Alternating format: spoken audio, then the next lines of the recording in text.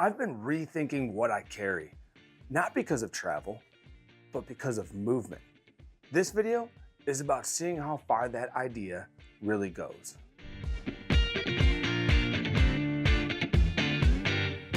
Over the years, movement has become a bigger part of how I think about life and travel. More walking, more rucking, spending more time on foot in general. Carrying weight deliberately, not because it's efficient, but because doing hard things matters. Backpacking became the next phase of that for me. And as I've put on more miles under load, I've started drifting toward ultralight gear. Not as a philosophy to adopt, but as a response to what movement teaches you when the work doesn't stop. For context, that shift comes with a real weight difference. A 26-liter GR1, for instance, is about 3.1 pounds, while the Loris 25 is just over a pound with the sit pad, even less without it. And that kind of difference is felt immediately when you're moving all day. That raised a new question.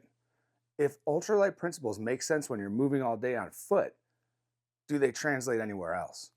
So this video isn't about going ultralight for travel.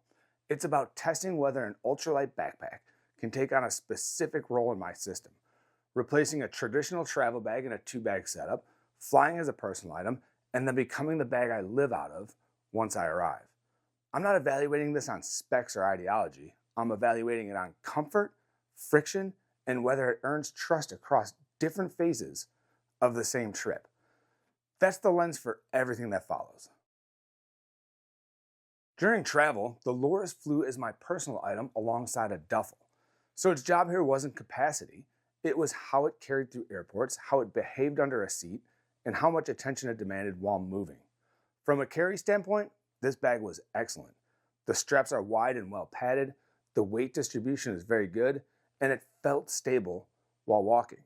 Overall comfort was better than average for this bag in this role. Honestly, closer to go-ruck level comfort than most traditional travel backpacks for me. That comfort mattered because access was where the trade-offs started showing up. The top quick access pocket worked, for instance, but the vertical zip did not inspire confidence or trust. Nothing ever fell out, but every time I opened it, especially in a dark cabin of an airplane, I was very aware that something small or important could fall out and go unnoticed. It forced me to be mindful. I didn't want anything critical living in that pocket, like a passport or other small valuables. A horizontal zipper would have completely changed that experience. Main compartment access was functional, but fussy. The lid, combined with multiple buckles, meant getting into the bag was never effortless. That became much more noticeable because I was carrying a laptop. Laptop access was the biggest friction point in this phase, and for me, a deal breaker in this role. Because the bag has no built-in padding, I felt that I needed to use a heavily padded laptop sleeve, which made the internal drop pocket very tight. Pulling the laptop out was manageable. Putting it back in was a pain. It often took 2 hands, holding other items out of the way with one hand while working the laptop down into the pocket with the other. And that was after getting through the lid and buckle setup. I accessed my laptop enough in the airport and on the plane in both directions that this wasn't a minor annoyance. It affected my mood. I was happy wearing the bag, but unhappy using it. There were other signals too.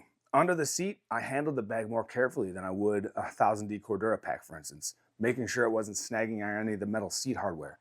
Nothing bad happened, but it added a layer of awareness that doesn't usually exist for me during travel. Stepping back, this phase worked, but with clear costs. The bag earned its place on my back, but not in this role. If I hadn't been carrying a laptop, this would have been a much more positive experience, but with a laptop in the mix, it's not a setup I'd be in a hurry to repeat. That context matters because this is where the bag stops being luggage and starts being a movement tool. The transition was a conscious realization. It started almost immediately after leaving the airport, but it fully locked in at the hotel. That's where the last travel-specific demands dropped away.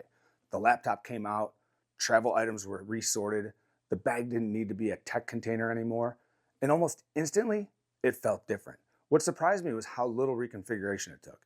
I wasn't rebuilding the bag, I was just swapping roles. The laptop was gone, the camera cube went into the main compartment, the tripod slid cleanly into the water bottle pocket and locked down with a compression strap and bungee. Layers moved to the front mesh. Snacks and quick access items went into the lid.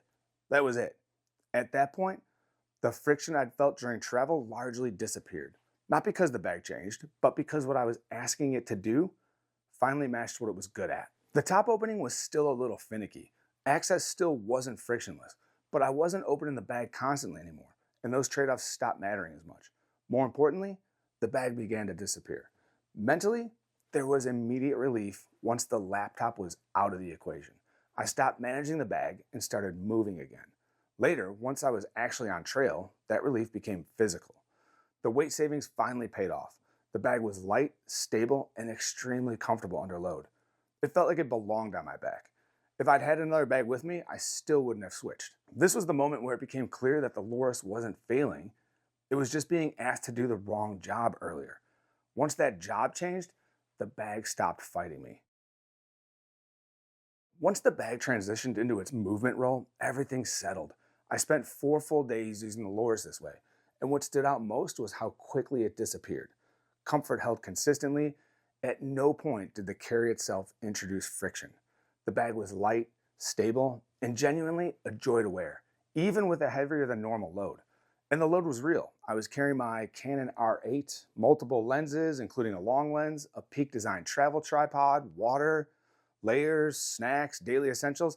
I'd estimate the total loadout to be about 15 to 17 pounds. That's more than I'd carry for most casual day use or hiking, and it felt like a full day load. I approached the volume limits of the bag, but never the weight limits. Even near those volume limits, comfort never degraded. I didn't feel hot spots, shoulder fatigue, or the need to constantly adjust straps. Once dialed, the bag stayed put and stayed comfortable for hours at a time. Access mattered far less in this phase. I wasn't opening the bag constantly, and when I did, it was usually just to swap a lens or stow a layer. Layers, though, for the most part, lived in the front stretched mesh pocket most of the time, which worked extremely well. The vertical quick access pocket saw the most use, followed closely by the water bottle pockets. The vertical orientation of the quick access pocket was still a slight concern, but because the pocket wasn't overstuffed, it was much less of an issue than during travel.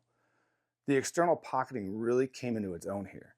The water bottle pockets were excellent, stretchy, secure, easy to access, and having a dedicated spot for both a bottle and a tripod made movement feel simpler. Compared to a GR1 in similar conditions, the main compartment access was still a bit more difficult, but the weight savings and exterior pockets were a huge advantage. Getting a tripod or water bottle in and out was dramatically easier than it would have been from pulling those same items from inside a GR1. I also noticed what I didn't use. The internal back panel pockets saw almost no use, but they never felt redundant or in the way. Nothing about the bag felt overdesigned.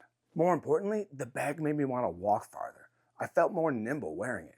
Even without doing especially long hikes, movement felt easier and more natural. This is where the weight savings truly paid off again. So by the end of daily use, the Loris had earned carry confidence in this context, unconditionally.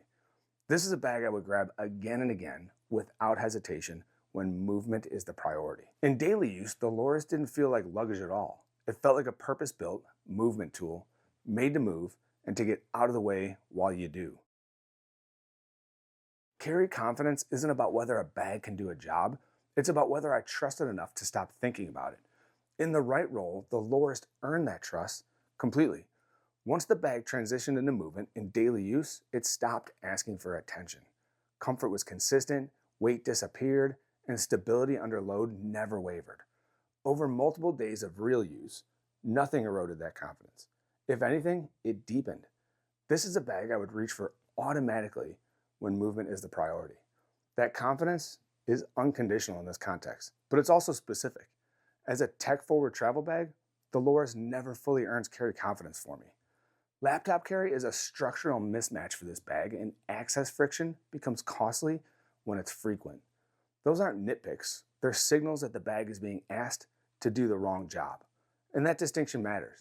Carry confidence isn't about forcing a bag to work everywhere, it's about knowing exactly where it belongs in a system and then respecting its limits. When I evaluate the Loris through that lens, the answer is clear. This isn't luggage that happens to work on trail, it's a movement-first bag that tolerates travel long enough to get you there. If I'm moving all day, so hiking, exploring, carrying camera gear, or just spending hours on my feet, this bag earns its place on my back without hesitation. If I'm traveling heavy on tech or need constant access, I'm probably going to reach for something else. That's not a weakness, that's clarity. In its intended role, the Loris delivers true carry confidence, the kind that lets you stop managing your bag and focus on moving through the world instead.